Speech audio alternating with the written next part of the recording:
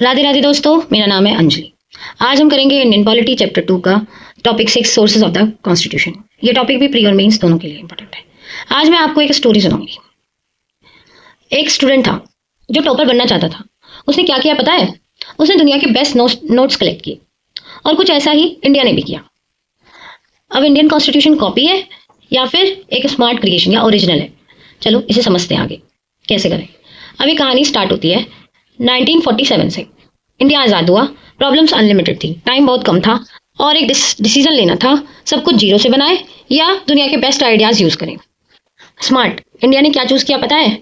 India ने unique blend, borrowed और original features को चूज़ किया। ये ना ही फुल्ली कॉपीड है और ना ही फुल्ली ओरिजिनल है, ना प्योर कॉपी और ना ही ओरिजिनलिटी। सेलेक्टिव बोरोइंग मतलब बैग ऑफ बोरोइंग्स। क्रिटिक्स ने तो कहा उसे कि बैग ऑफ बोरोइंग्स है, ये है वो है, पर इंडिया ने क्या किया? सेलेक्टिवली अडॉप्ट किया, केयरफुली अडॉप्ट किया कॉन्स्टिट्यूशन के लिए क्या अच्छा है।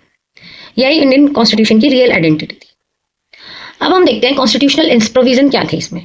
कॉन्स्टिट्यूशन में कहीं भी डायरेक्टली सोर्सेस के बारे में मेंशन नहीं है, बट इनडायरेक्टली हम देखते हैं fundamental rights, DPSP, federal structure, emergency provisions, ये सब अलग अलग कंट्रीज से इंस्पायर्ड है। अब सोचो, अगर एक स्टूडेंट बेस्ट टीचर से सीखे तो क्या वो वीक होगा या स्मार्ट? एग्जैक्टली इंडिया ने भी यही किया। अब उसके सोर्सेस कहाँ कहाँ से लिए गए? सबसे बेस स्ट्रक्चर कहाँ से मिलता है? गवर्नमेंट ऑफ इंडिया एक्ट 1935 से। जो बेस स्ट्रक्चर है वो यहाँ से मिलता है। फेडरल स्ट्रक्चर, गवर्नर, पीएससी और इमरजेंसी बेस, ये सब गवर्नमेंट ऑफ इंडिया एक्ट 1935 से लिया गया। यूके ने सिखाया कैसे गवर्नमेंट को चलानी है, कैसे गवर्नमेंट चलती है। Parliamentary system, rule of law, single citizenship, cabinet system, ये सब यूके ने सिखाया। यूएसए ने दिया fundamental rights, judicial review, impeachment. Ireland ने डीपीएसपी, कनाडा ने दिया स्ट्रॉन्ग सेंटर, रेजिटरी पावर। ऑस्ट्रेलिया ने दिया concurrent list, freedom of trade. और नेक्स्ट रशिया ने यूएसएसआर, रशिया ने दिया फंडामेंटल ड्यूटीज भी बहुत जरूरी है। ड्यूटीज का भी क्या इम्पैक्ट होता है ये बताया। जर्मनी ने बताया इमरजेंसी में क्या करना चाहिए। साउथ अफ्रीका ने बताया अमेंडमेंट प्रोसीजर और इलेक्शन ऑफ राज्यसभा क्या होती है। फ्रांस ने दिए ideals of liberty, equality and fraternity. मतलब पूरा वर्ल्ड एक किताब में बन गया। लेकिन सब लोग एग्री नहीं थे। कुछ लोग बोले ये बैग ऑफ बोरिंग है, मतलब कॉपी पेस्ट है। कुछ बोले ये स्मार्ट डिजाइन है। अब मेन इशू क्या होता है? क्या हुआ?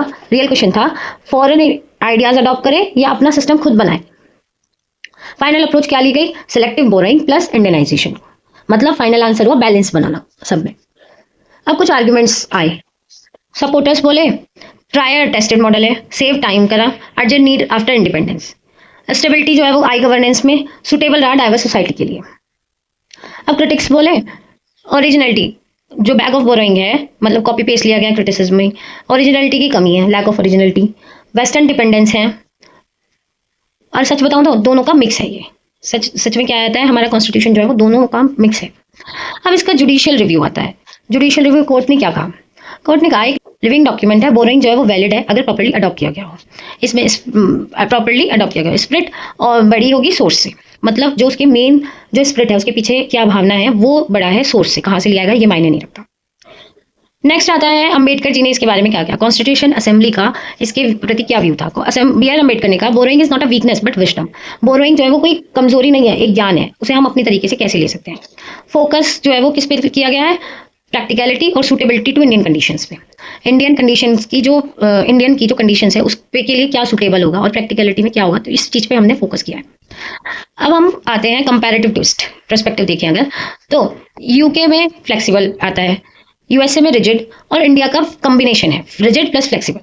इसमें बैलेंस जो है वो कम आता है, बहुत ही मल्टीपल सोर्सेज से बैलेंस जो है वो लिया गया है, मल्टीपल सोर्सेज से। अब हम इसमें स्टेक होल्डर्स का भी पॉइंट ऑफ व्यू देखते हैं। सपोर्टर्स क्या कहते हैं? ये स्मार्ट, प्रैक्टिकल, इंटेलिजेंट डिजाइन है, स्मार्ट कॉन्स्टिट्यूशन है।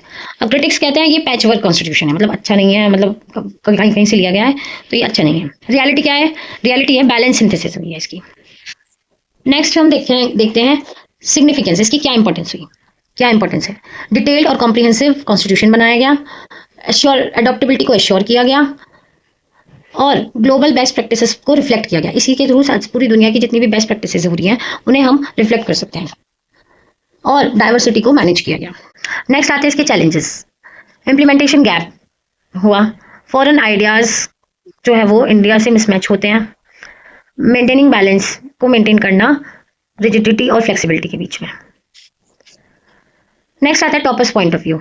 इंडियन कॉन्स्टिट्यूशन कॉपी है नहीं है, ये ग्लोबल एक्सपीरियंस का सिंथेसिस है जो इंडियन रियलिटी के अकॉर्डिंग अडॉप्ट किया गया है। जो इंडिया का कॉन्स्टिट्यूशन है वो कॉपी नहीं है, वो एक ग्लोबल एक्सपीरियंस का सिंथेसिस है जो इंडियन रियलिटी के अकॉर्डिंग अडॉप्ट किया गया है।